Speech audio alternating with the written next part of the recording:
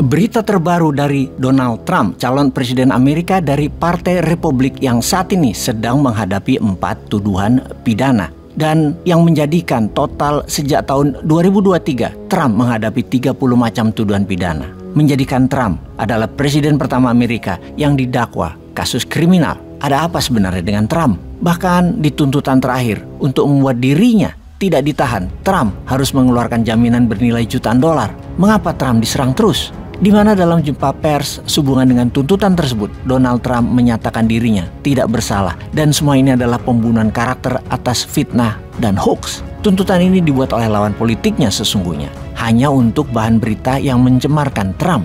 Hampir setiap minggu Trump ke pengadilan, di mana semua tuduhan terhadap Trump menurut pakar hukum dilindungi Undang-Undang Rakyat Amerika tentang kebebasan berbicara, dan banyak bukti administratif yang dipaksakan dalam tuduhan penggelapan pajak misalnya. Hush money untuk uang damai dengan wanita yang dituduhkan berselingkuh. Juga dalam peristiwa di akhir jabatan di tahun 2020, di mana kelompok pro-Trump menyerbu Gedung Putih, adalah bukti inisiatif mereka sendiri, bukan atas perintah langsung Trump. Tuduhan yang paling menarik adalah konspirasi untuk menipu pemerintah Amerika, konspirasi untuk menghalangi proses resmi, dan konspirasi melawan hak serta persidangan perdata atas praktek bisnis dan dugaan pencemaran nama baik Trump yang dituduhkan melakukan perselingkuhan. Kendati demikian, beberapa pakar hukum sekali lagi ragu apakah tindakan Trump bisa disebut kejahatan atau apakah yang Trump katakan dan lakukan itu semua dilindungi oleh amandemen pertama Konstitusi Amerika untuk hak kebebasan berbicara warganya.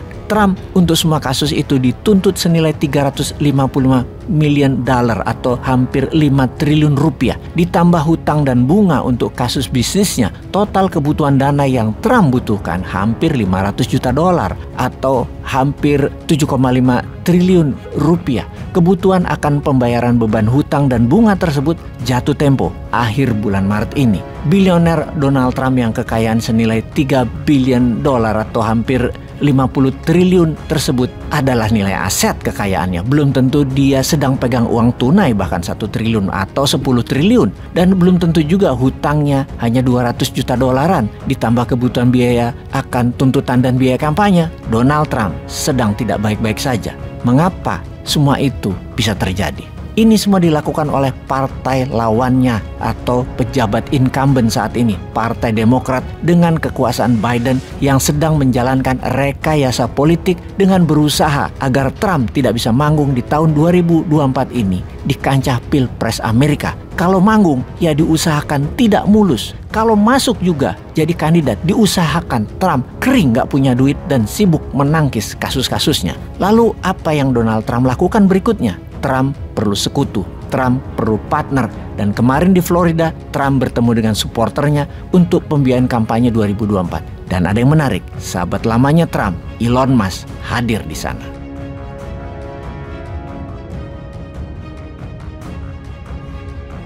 Mereka berdua ada di Mar-a-Lago, resort Trump di Florida. Berdua berbicara cukup lama, di mana hubungan Trump dengan Elon Musk juga cukup lama. Bahkan dalam pembentukan kabinet Trump di tahun 2017, Elon selalu bersama di ruang pertemuan di Oval Building di Washington.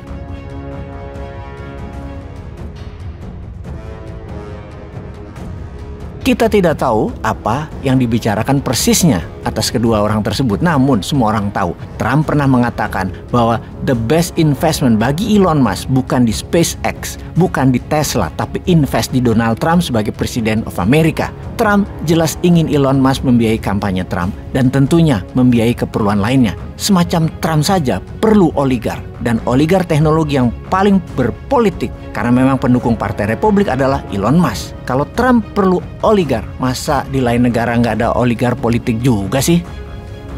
Peace.